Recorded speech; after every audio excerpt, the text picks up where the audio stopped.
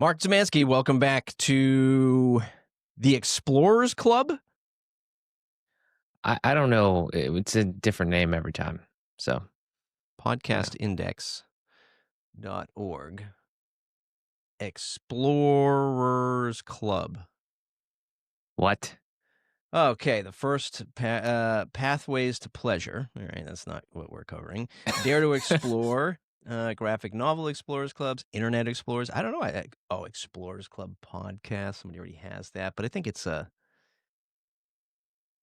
to find a name fit here, Mark. Aren't you a branding guy? Isn't that what you do? Partially. Yeah, I guess you could say that. You just don't want to give me free advice, is what you're saying. I dabble. Yeah, I mean, you can schedule some time, book a call. Just kidding. From 4K monitors to AI domination, we're going to cover a whole range of things today. Mark's got his notepad out. Thanks, everybody, for tuning in to this loosely but magically consistent podcast. You message me and I say, yes, I'm not doing anything else. I'm a content guy, so, What happened to the other WordPress podcast you used to do? With Kevin Geary? With Kevin Geary. WP Town Hall? Yeah. That was supposed to take off like a rocket ship, and Jamie Marsland was around for like one episode, and then he scooped you up off the pavement, and you guys ran for it for a little while. Yeah, that was a different one he was doing. I think it was called Unplugged or something. They did one there. I mean, it was going good. Like, I think people enjoy it. I think the answer to the question is that there's just not enough, like, a kind of attention, like consistent attention to actually like build something there is kind of the way that Kevin kind of posed that to me, and I was like, yeah, I guess I feel you. The biggest problem with the podcast, as I'm seeing even with Fueled by Progress, is that it's a lot of work, as you know. I'm not telling you anything you don't know. Like you have to, like if you're going to do video and audio, then it's like running a whole YouTube channel more or less, and then dealing with the audio side. It's just more buttons to click, more things to do there. And if you really want to like try to market it, then obviously you got to go some sort of clips to some degree, because depending on what you're talking about, nobody's going to just automatically watch long form content unless you've done something to kind of like entice them to do that, whether it's a short form or reputation or whatever. So, and also Kevin's busy, quite busy with Etch now. So, I don't know. That's just, sometimes it goes like that. You're making my point for the audio podcast. Is the stuff that you and I have debated for many, many episodes before. But I invite the listener or viewer to listen to at least the latest episode of this new project that I put out for Gravity Forms called Crew Collective, crewcollectivepodcast.com. It's a behind the scenes on the art of storytelling. We interview a bunch of people who have made books, music, film, all kinds of like on-stage performances, and it all has the backdrop of space, right? Because season 1 is all about these people who've done this, about space, and you simply cannot replicate. Now, I'm just the executive producer / co-director. Stuart, who's my friend since many years back when I was in the audio industry, he's the producer, he's the editor, he puts all this stuff together. If you just listen to the latest episode, like just listen to for like 15 minutes, because you'll hear all of the different, just all the different like sound signaling that he does, the signatures, the transitions. We play clips from the guest, because the past guest also does a podcast, fiction podcast with actors, voice actors, and all this stuff. You simply can't replicate that on video unless it was an actual movie itself. Like there's no way to move people through that story the same way if they were just talking to each other like we're doing right now. And if Stuart was just like putting in different transitions, it would just be, it's just totally different. And not only that, like you said, it's that level of production. It just takes a lot of work, right? Even when you think it's just like, yeah, turn on the camera, film, edit, publish, so much stuff that goes into it, right? And then you didn't even get to promotion. So it's a segue into like, why did you bring your old podcast back? Well, I have kind of like a small content ecosystem going now. And I think the answer to that question kind of stems from the fact that I made the second channel. So I made the second, like, Mark Szymanski 2 channel because I was talking about too much random shit on the first one, which we may or may not have talked about last time. Yes. But that is definitely a good decision because I'm already growing over there. I feel like that's kind of like I don't want to call them like super fans, but they're the people like, now I have a segment in my audience where I know that if you subscribe to that second channel, you know more or less that you're subscribing to random shit that I'm going to think about and say, and you appreciate me more for, like, you appreciate me just for kind of like, not for me like that, but like it's not, you're not just here for just like web design and AI and automation stuff. Like, there's other things that I'm putting on there where I'm working through things that honestly a lot of other people work through, but there's a good segmentation in the audience there now, I feel like, moving forward. The reason I brought Fuel by Progress back is because then I was like, okay, well, I really do want to have conversations with people. I really enjoyed that back in the day when I did do podcasting more frequently. And now I have so many, in the first episode back of Fuel by Progress kind of describes a lot of this. I have so many good connections that I could connect deeper with via conversation like that. And also, the whole cross pollination of audience to audience and everything like that. I just think it's not it's not a new thing. Obviously, so many people do this, but that is, I feel like, something that I need to at least have as another content property because I really enjoy doing it. It is pretty effortless for me to have the conversations. I have Nathaniel, my editor, who is a G and will whip those up for me. So, it just kind of seemed like this is a good time to kind of bring some of it back. And I've already filmed like 5 of them. So I just kind of drip them out. If I could stay ahead of that, then it's kind of a good thing to process and systematize and just let it roll. Do you think that you're creating more work for yourself by adding this other new/old podcast? And are you having the same strategic game plan for the business content? I feel like a couple months ago, we started to really work towards like, okay, I'm going to stop talking like Mark Szymanski talk all the time, and I'm going to double down on creating content, but it'll be focused on the customer. And then I'll still do the side channel for my, because it's cathartic and I like doing it and I want that personal side, but I really need to double down on getting these customers in the door through content. Am I creating more work? Yeah, I mean, to a degree, obviously. Do I want to create any more work than this? No. I think I'm at a really good place now, compartmentally, with the content that I have that just comes into my brain because I have a place for it. I have outlets for it. I have outlets for educational content. I have outlets for, more or less, we'll call it therapeutic or random ass educational content for the second channel. And then I have really good the problem, last thing, and then I'll come back to that. The problem, I didn't say this earlier. The problem with the conversation thing is I want to have these conversations. I have these opportunities all the time and I want to, have these things and get them out into the public.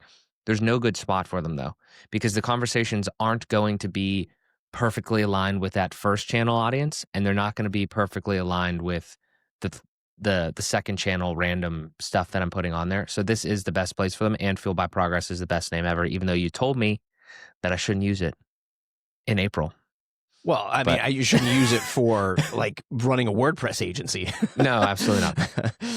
Vote of 11 is great. I think it's a great name, but I also think, once again, I'll just wave the flag. $30K a month. How are we getting there? Precision content that makes us money. Are you losing the plot when it comes to the business needs to be fed? And instead of being the Mark Szymanski content machine, can you get to be the business content machine? I mean, I'm happy to explore it literally right here, right now, because I don't know if I have an answer to that question. Because the next, like, okay, so we have these 3, like, we'll just call them YouTube channels. Obviously, there's kind of a podcast in there, but more or less, we'll just say like 3 YouTube video outlets. We described what each one of those are. So the next option is, like, I understand what you're saying because I've thought about this heavily, but I also genuinely do not really understand. Like, I can't think in my mind how to create content for the ideal business that I would want to work with because I don't entirely know who that is. And I just don't know what kind of, like, if you told me, hey, Mark, don't do any other content, just market to your customer. The only thing that I could think of is like, there's a guy named Max Schur that I had a call with a long time ago. He just started doing long form, but he's been doing short form for a while. And his whole strategy is like, hey, my name's Max. I fix company websites. I was hired to fix XYZ or whatever. And then he just does a short. He's more of a designer, so he's just like moving shit around in Figma. And he's like, this is what it used to look like, and this is what it is now. I guess that's somewhat of a decent strategy because I'm sure he gets a lot of leads from that. But like that, I guess, is targeted more or less at his potential clients, his prospects, his customers. And I guess tangentially, he gets people coming to him being like, hey, can you teach me how to build websites or teach me how to run an agency?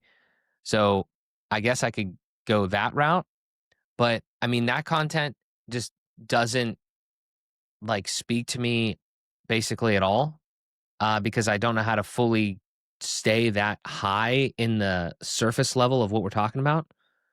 I'm just much more like, let's talk about when I say technical, I don't mean like deep coding technical, but I mean like I'm talking to somebody that also builds websites. So again, we probably talked about this before. I just have a problem. I feel like I'm leaping over the part where I build a business and I actually just, like, I've built the business. It's okay. And I know a lot of shit, but I just want to go and teach people how to do more of this stuff. Like, I will continue to build websites for people and do, ads and marketing and all that sort of stuff, but I just don't know how to create content or market directly to those people, I guess. And then the last thing is, do I even do that on my Mark Szymanski outlet? Because now that seems like another weird segmentation problem because a lot Yeah, of those people, yeah. I mean, that is the work, right? That, you know, there's this old adage of logos and billboards, right? Where people are like, oh, I've made the logo, I've put my sign on the billboard, or I've pulled an ad, now my business is there, and then that's it. And they just feel like it's done. The real work comes from identifying who those customers are, who you can provide value for, and then creating the engine to keep that coming, whether that's word of mouth referrals, which is absolutely massive but takes time to build up, or you're doing outbound to inbound content where you're creating all this content, it's creating inbound leads, or you're doing the sales stuff. Like you said, a couple months ago, you tried just like randomly emailing people. Now you just have to do that times 1,000 and get 10 leads and turn one of those 10 leads into a single customer. This is where the work comes in. And I will say that as somebody who is totally guilty of creating so many different content silos, it has taken me probably, again, with a full-time job doing this stuff on the side, up until I would say like this past August, once Eric and I started doing the course, which started back in August, like planning it and talking about it, I was already in a position where he was doing a lot of the editing and doing a lot of the audio content for WP Minute. Toby and Kurt were doing the Agency Action podcast, agencyactionpodcast.com, by the way. And those cylinders in the engine were all firing. And I've been able to work on the content business a lot more strategically, especially over the course of the last month when the course was launched, because that has made that course has, even if the course isn't for you, and if it is for you and you want to learn how to do hosting for your agency and how to turn hosting into profits for your agency, you take the course. But that has grounded me in the thing I've been saying the whole time, which is I want to get back to talking to freelancers and agencies again with the WP Minute and providing value there to uplift WordPress as a whole. The course has allowed me to anchor against that, and I feel a lot better with the business. And I actually feel like I've got something here. Now it's find the profit center for the business. Right now, that's more sponsors. And then second to that is going to be whatever else comes next. I would like to, for your business, I would like to see all of that energy you put into Mark Szymanski 2 and Fuel by Progress into talking to the customer that's going to get you that $10,000, $15,000 web contract again. you should be able to look at the customers that you've had. We've talked about it before on this podcast, identify how you can work that profile backwards and understand this is what they were looking for. Here's the value I provided. At the end of the deal, this is what they got.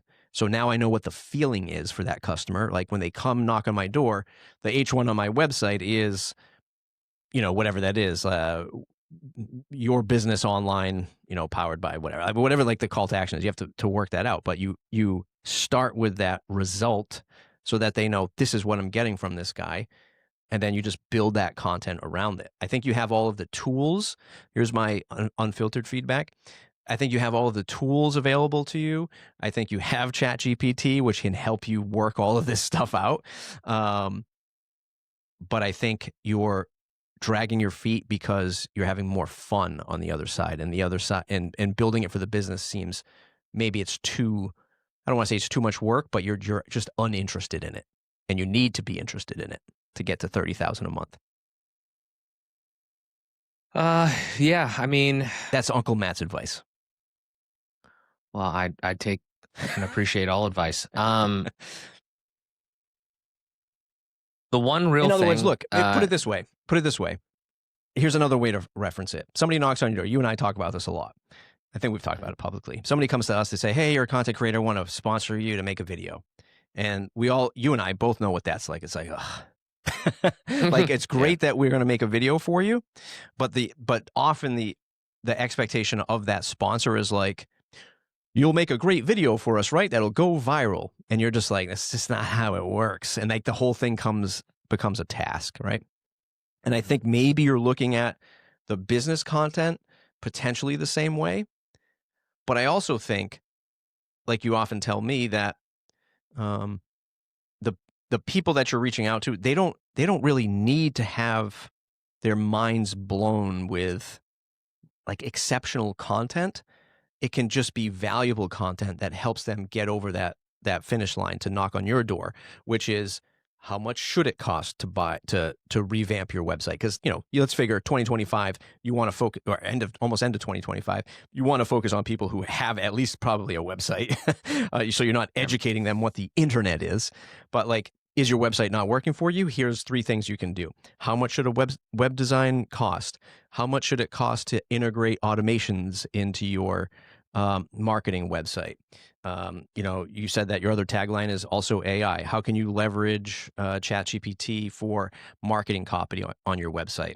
Like, there's all of this like micro content that's educational. And I think you just might need to have to go after it as a punch list of things to just get done, and then give that to your business audience. Your thoughts? I mean, there's a lot of thoughts. I mean, I'm just forever entrenched in the concept of my favorite brand is my personal brand. Like, I love all my shit, but I love myself the most. So, I mean, like, I mean, you're right. Is like, he a you're narcissist? You're right. I mean, I've looked that up. I don't think so. But I love the fact that I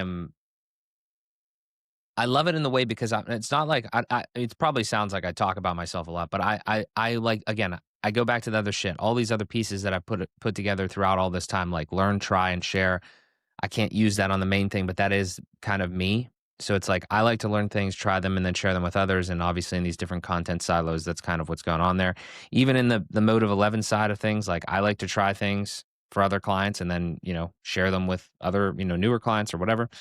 I mean, a couple hangups, these aren't excuses, but they were just thing is, I needed a new identity. Find It Tech was just not, like, I didn't feel good about that at all. I did not want to market that. I didn't want to say it to anybody. It just was ass. Motive 11 is so much better. So that was a big step. Obviously, it's been a couple weeks now, but that was a big step trying to get the branding to minimum viable there now. So that's helpful. I know that's not like, you don't have to have that, but I mean, that was a emotional hurdle that I had to get over. I just feel like, yeah, again, like, a lot of times I'm doing a lot of like groundwork and foundational stuff.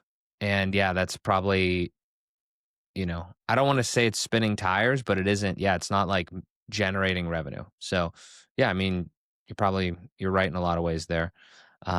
Because, I think what you should do is take the skill set that you would execute against a customer and run it on yourself first, right? Like if a customer came to you and said, I'm relaunching a site, I need to go to market, like what would you do to get that customer to market, right? Like what advice would you give them?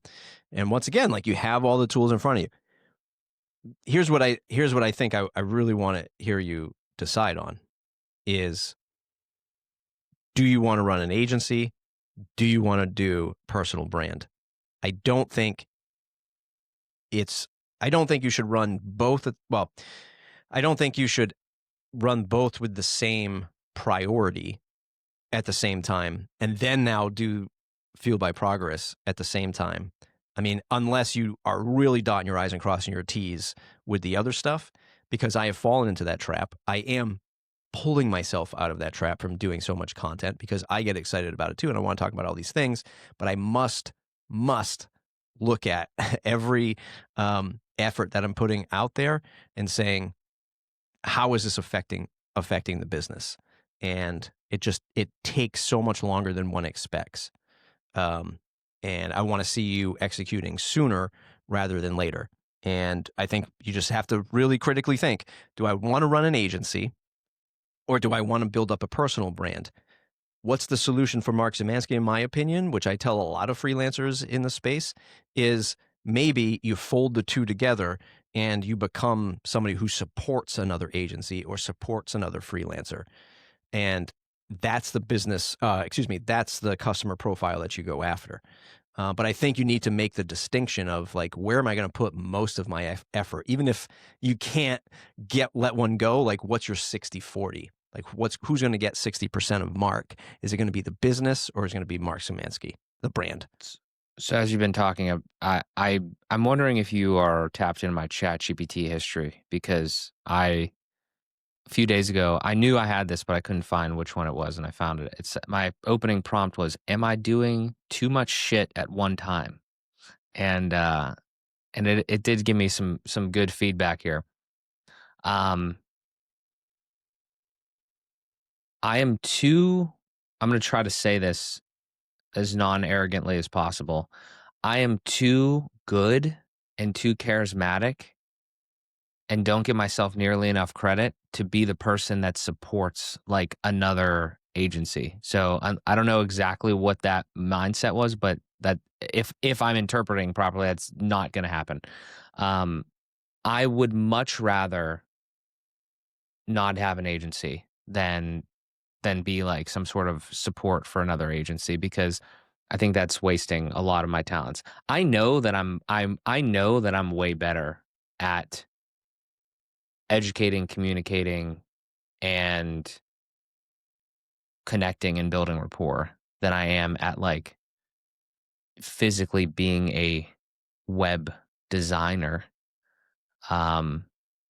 Because it's kind of like, when people say you're in business, like you try to work your way up, so you're like managing like more of the project, or managing more of the whole thing, the systems, rather than like actually doing the stuff. And some people obviously are happy doing this stuff, but I just feel like I have literally like sprung out of that as fast as possible, and it's partially to my detriment, because I can't rationalize. Like the questions I literally ask are like, can I actually go? Like, as I go through a prompt like this, my thought is like, can I actually go out and stop doing the agency stuff? I feel like I haven't accomplished enough there yet to like be reputable in the fully reputable in the education space. That's partially true and partially bullshit. So I don't. Yeah, That's I mean, that's the thing that stumps me. Until you can just like, if you haven't hit a level of, this is what I, maybe it was a year ago, I can't remember, but when you first started like hiring or wanting to hire people, and I really pushed back on you, like, man, you haven't even done the work yet, like, and you're already hiring people, like you're already going into a space where you're going to hiring, managing a team, managing those expectations comes with a whole other range of complexities and challenges when you haven't met the first complexity and challenges, which is having the business running at an optimal level. And by optimal level, that is projects are coming in, projects are going out, projects are coming in, projects are going out. And until you can actually feel what that looks like, you know, going right into a team is like you're leaping that. And so I still think you're suffering from that a little bit. And I would also push back against, like, you got to have better prompts for ChatGPT because it's just going to bullshit you. Just be like, yeah, Mark, whatever you say. But you that's don't fine. see my prompts. I talk into it like, yeah, that's fine. But I also think that I fall into this trap too, and I think a lot of, and I'll throw you in this bucket too, creative entrepreneurs fall into this trap, myself included, where you can plan like you see you're beginning with the end in mind, and you kind of see that, and you almost trick yourself into thinking, I've done it. I'm there. I'm already there. And it's just like, no, you haven't done this yet. But in your brain, you're just like, I see all the pieces. I see the outcome. Like, it's just these like, I just need this, that, and that. And then it just somehow triggers this thing in your brain that you've made it. And I feel the same way with like the WP Minute. Is like, I've got the podcast, I've got the blog content, the newsletters there, the memberships there, the YouTube channels there. Like, I'm a complete publisher. Like, I'm done. Like, what else, do I have to do? And the real work is like, get more freaking people to pay attention to that brand and make that content better. And like, that's where the real work begins. And I would say is make that distinction. And I will say this too, because I said the best opportunity is to get a job. I've already said that. So we'll skip past that. Working for an agency, a lot of freelancers feel this way too. Working with an agency or being that support person, you're like, oh, I'm too good to like work for I'll just say too good to work for somebody else. I think that's bullshit, because it's a paid education where you're going to learn the process of another agency. And there's also creative ways to work with an agency. There are plenty of like freelancers and developers and designers who are out there who are kind of going through the same thing as you, who are not charismatic, who don't have the ability to communicate with people. And you could be the front person for that other freelancer or that agency. Like, there are plenty of people out there who'd be like, screw it, Mark, you talk to the client. I'll build it. You talk and I'll give you 20, 30% of the deal or whatever it is, right? Like, I think there are new creative ways that you can work with other people where you could actually be the point person, and they're just, it's their business and they're the freelancer and they're the ones charging the hours or project, whatever, but you're out there on the front end selling it. And I think there would be a ton of people, if you think about it in the inverse way of like, you're not just a developer designer on the project, you are the point person. And I think there are plenty of people out there who would be like, yeah, man, you do that and I'll do the back end. And then Mark's job is to just optimize for being the, what I'll call, salesperson in the front end. And I think that's another great opportunity. But to me, that's pushing you back into, how are you generating revenue immediately? I don't know. I mean, I'm not saying you run with that idea, but I'm just trying to illustrate there are other creative ways. And if you want to get off the pressure spot, we can get off the pressure spot. I'm totally fine with it. I do this to myself constantly, so it's not really a different an abnormal thing. No, I mean, I've actually tried to stop giving a fuck, like stop worrying, because these types of conversations are good, but honestly, I feel at a certain point I'm the type of person that they just do more damage. You stop caring about what? I stop overanalyzing the fuck out of every move that I make, because if I do that, then I just stop and I don't do anything. That's so fair. It's like, I'd rather be. I know there's a difference between busyness and effectiveness, but like, if I'm moving forward, if I'm putting things out there, that's at least better than me second guessing every fucking move that I make and then not doing shit. So that's at least a step kind of in the right direction. Now, you bring up a lot of good points. I don't have many answers for you because honestly, like I've been in this battle for over a year now. I Yeah. don't want to fucking do that. Like I would love to run an agency, I guess, because recurring revenue is great. I absolutely 1000 fucking percent can help the people that I give proposals to without a fucking doubt because I know what I'm doing. I don't know everything, but I know what I'm doing. And I have, and now, and like again, with the team and the hiring stuff that I've done, like it makes it way more efficient and way more effective. And I don't have to do all of the work, which is impossible to do. But at the same time, it's like those people, the people that I would try to be selling those services to, live outside of the bubble that I am in 98% of the time. Right. So, like, that is an issue. So then you think Well, about it but and why you're is it like, an why is it an issue? I mean, it's partially an issue because I'm not reaching them. It's my fault, but I'm not reaching them Right. to a And so degree. so why not a plan? Like this is the sneaky work that needs to be done. Like the sneaky is as in like you're kind of like skipping past it or just not seeing it. Like this is the work that when I say like, okay, fine, you want to do fuel by progress again, but fuel by progress energy could be spent into figuring out the plan on reaching those people who are outside of your bubble. I mean, oh, okay. I don't really know if the energy is like extremely huge, but like, yeah, I mean, we'd have to think about like what okay, obviously all energy spent though, you can account for Correct. that. Okay. I mean, this is the first biggest problem is I have put out so much value into the world and the amount of fucking CTAs and shit that I've asked for back is so unbelievably small. Like, I'm not saying that like that's the first problem, and that's what I'm changing now. Like again, like anything that I do, I have to be like, hey, go over here and at least give me a goddamn email for a free lead magnet or something because I'm just losing. Like I'm the value exchange is rough.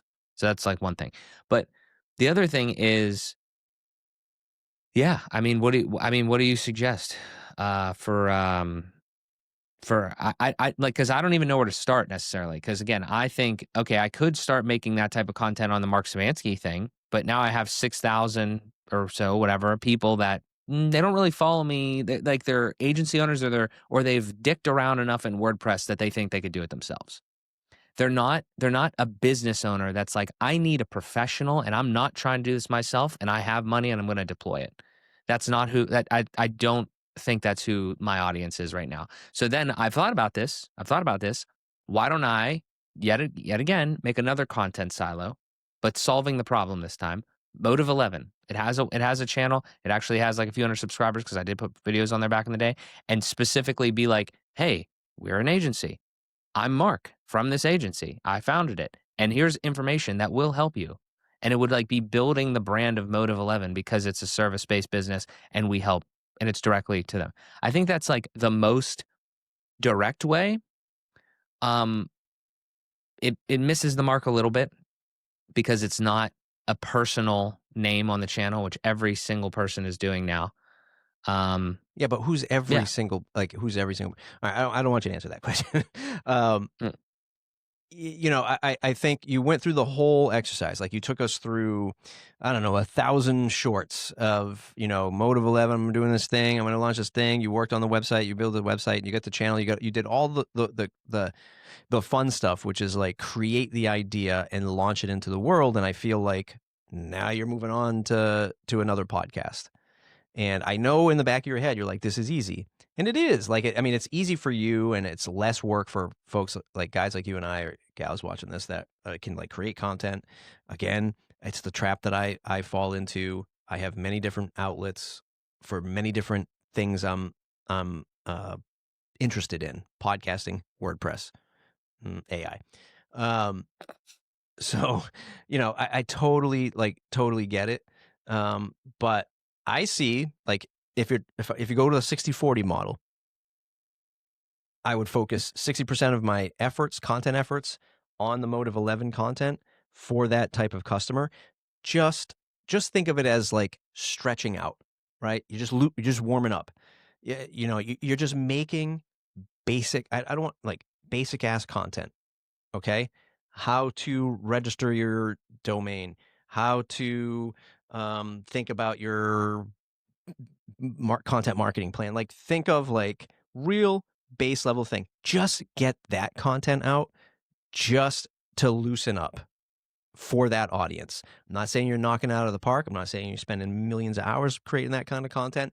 I'm just saying, think about it if you were just at a business event and people were like, "Hey, so what do you do? What? Oh yeah, I got this. I'm an accountant and I got this thing. I've always had this problem with like, Mailchimp not sending email. Okay, here's how you should think about that. Do the basic stuff just to warm up that muscle and start running with that is how I would approach it. And then on your personal brand side, what you use that as your like, I'm teaching the inside baseball of WordPress to the people that follow me. Like, you have to think about how you're going to monetize that.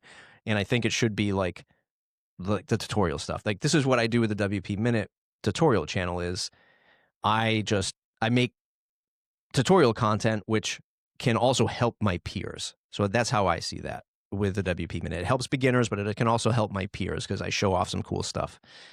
And I would like leverage that to not critically think about how I'm going to monetize it, but do get consistent with it. The Fuel by Progress, whatever, man, like if you have time to continue to do that, do it. But I would really double down on the Motive 11 content, which gets to my next question. Are you afraid to make that content for Motive 11? Like, do you kind of feel like you're very confident on this other stuff because your approach, your demeanor, you're dropping F-bombs, you're talking to people, but do you feel like when you get to Motive 11, like, I have to be a different Mark, or I'm afraid people will judge this content, so I don't make it? I've actually never thought about it like that at all. I I never once thought that I can't swear in that content. I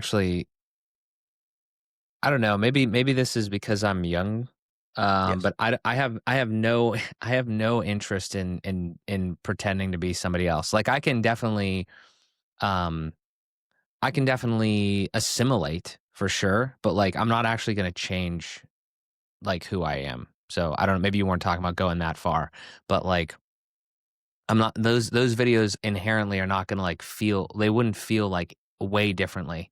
Maybe I'd be a little more chill because I'd be talking to, like, a prospective client that, like, doesn't I'd have to speak slightly different, like, because the person watching doesn't know the jargon, doesn't know the lingo, doesn't know any of that stuff. So, like, there's a little bit of that there. I'm not afraid to do that. I am, like, actually I literally do not give myself enough credit on how good I am in those situations. Now, do I close all those things? No, that's probably an issue. I need to figure out like what my situation is. Probably because I charge too much money in the proposals.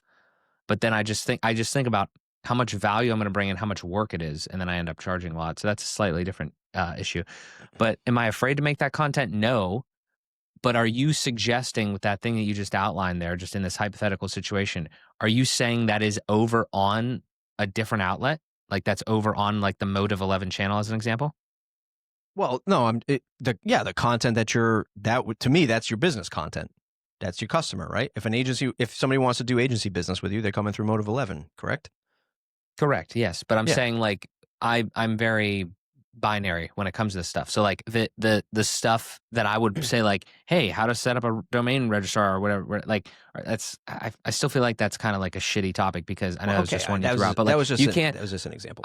I got it, but I'm saying like but like it's content that you and I like we don't even really make though. Like it's content that it's like it's so fucking like flimsy. Like it would have to be like how to increase sales via your website or like something ridiculous that like somehow you would hope people would click on. So I mean, it would take a No, lot of no, like see, trial and error. so I think you're again beginning with the end in mind. Ain't nobody finding this content. This is not, you're not going viral with this content. This content is to get you into the mode of servicing your business customer with content. I'm saying you have to stretch this muscle out and create that content. And when the customer finally knocks on your door, you have a library of content that will help with that engagement. It might not be register a domain because they've already got a domain, but I also think that it's not too far off from the basics. If you just work everything back from this last project that you were working on with the lawyer, all of the basic stuff that was discussed, all of that is content somebody else is going to ask again. And they're going to want to trust you when they see this content. And I think that's where you need to start.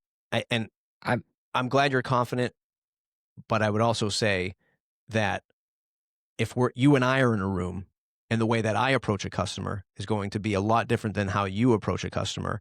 If it's Mark Szymanski on shorts and Matt Medeiros in the room with you, you're going to have to really meet that customer where they're at. I understand like people want like personality and stuff, but I would also warn you that you're going to lose customers if it's just like, I don't give a shit. I'm Mark Szymanski. I am who I am. That's fine. But if you want business leads and you want to hit that 30K, at some point, you're going to have to be professional Mark Szymanski here to service you, customer. That's what you're going to have to do. I think I'm kind of in the middle more than one extreme there, but I did a video on the second channel because I was going through all this, and I think that, with the help of ChatGPT, there's kind of like a process like you have to think about in business, which is the current iteration that I have is vision, branding, offers, marketing, sales, delivery, ops, finance, people, kind of like pseudo in that order. And I've always struggled with like I know the vision, but I don't know it well enough.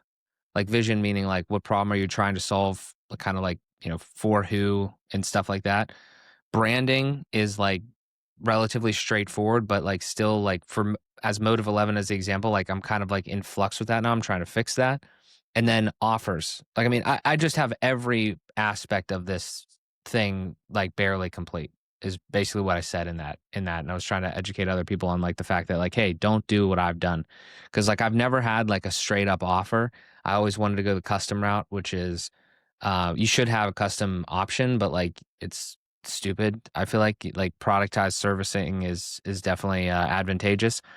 And then honest to God, dude, like the thing that I hear what you're saying, but you're basically saying like build like a public archive of data for people to like kind of like go to if they want, and that would also build, reputability with your brand. I'm not in disagreement with that. But again, though, it's like I don't know why you call it a public repo of data or whatever you said. This is you being able to speak to that customer. I'm not asking you to do anything crazy here other than answering questions that your customer is going to ask you, because what I want to see is Mark Szymanski making great content and finding customers that are going to do service agencies. Do your work with your service agency if you want to build a service agency. What I'm saying is, do I have the option to say no to that question? How else do you get to 30K a month? Well, wait a minute. I'm confused on your answer to that question. Do I have the option to say no, I don't want to build an agency? Do you think that's an option? Why did you waste all that time building Motive 11? Well, I'm not saying that like I'm not saying the answer is no necessarily, but like I really do not want. I am like if I don't do the other stuff, if I don't do like if I don't have the second channel outlet, and if I don't have an outlet to make content for people when they inevitably ask me all the stuff that they ask me, and I'm just working on the service thing, I don't think I'm gonna have a good time. Like I don't even think it's gonna be like worth it, because I don't like. So like all I'm saying is like I am physically incapable currently of doing one thing. If Motive 11 was doing 30K a month, you wouldn't be happy. I can't really envision exactly what I would be doing. Like I'm not like I don't want to be, again, I do not want to be the person that is building the fucking websites constantly. Like I enjoy I it, thought you but had a I'm team. I thought we talked about this already. You had people that you yeah, subletted to. You built a team. So aren't you going to rinse repeat that process? yeah, So what do you worry? Then you are not the person building the website. You are the person running an agency. yeah. I think I okay. Let's take a step back here. Let's take a step back here for a We're second, running out of time, Mark. buddy, buddy. This is I don't know. It's important, I guess. Um, have we solved have we solved the lead problem? I'm trying to get you to that point. I'm trying to get you to that point. That's why I'm saying I don't want you focused on uh, Fueled by Progress and Mark Szymanski, the brand. That's why I'm trying to get you to at least give me 60% Motive 11, 35% Mark Szymanski, the brand, and then 5% the other thing. I'm trying to push you into that point. You're not going to, the lead problem doesn't get solved automatically. The lead problem comes from your effort. And if you're not putting in any effort, there's no leads. This is why I'm trying to tell you, get content off the ground. And I'm trying to slowly massage you into that, going, just make basic content that gets that muscle going and gets you thinking. Mark Szymanski doesn't wake up in the morning to just make Mark Szymanski the brand content. Mark Szymanski wakes up to make Motive 11 content first and foremost, because that's the breadwinner. And then Mark Szymanski, the brand, makes money by donations and YouTube ads.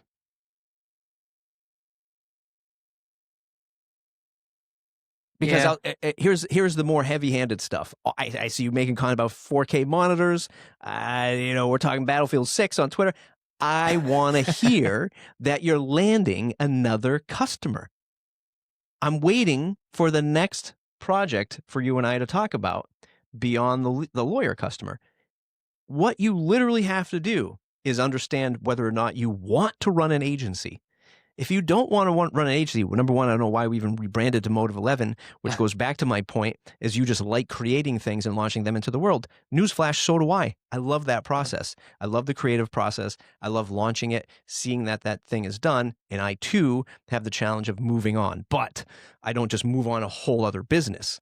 So you would double down on your content efforts to Motive 11, because what's going to happen is people are going to look at you and go, what the hell is Mark doing? I don't know what Mark's doing. I don't know what Mark's doing. And I talk to Mark literally every day. So I'm sure there's people out there who are just like, hey, we all like Mark. We like engaging with Mark. That's the Mark Szymanski brand. I don't even think you should think about monetizing that yet until you can figure out the agency stuff.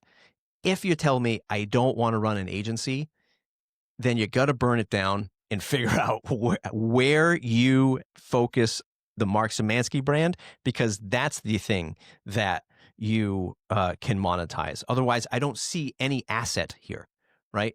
I don't see an asset that you can repair or optimize.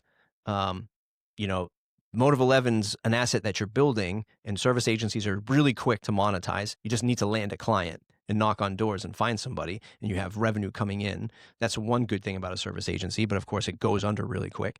And then the brand, Mark Szymanski, the brand, is going to take a lot more time. That's an asset, but a lot more time to monetize. I know because I live it.